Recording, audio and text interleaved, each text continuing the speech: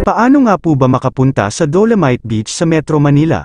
Una, alamin muna po natin ang exact address ng pupuntahan natin. Marami pong paraan para makapunta sa lugar na hindi natin alam. Ang uso po ngayon ay ang paggamit ng mga Google Apps Map at iba pang navigation maps. Kailangan muna nating mag-download ng Google Apps Map. Pag na-download na natin ang apps, pwede na nating ilagay ang iyong location, address at sunod na po ang address ng pupuntahan natin. Umalis kami sa Carmona, Cavite ng 5 AM ng umaga para mag-ride papuntang Dolomite Beach sa Metro Manila.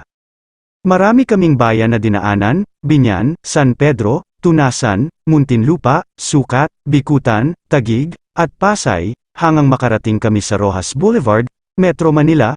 Humigit kumulang 4 na oras ang aming pagpedal sa loob ng 40 kilometers.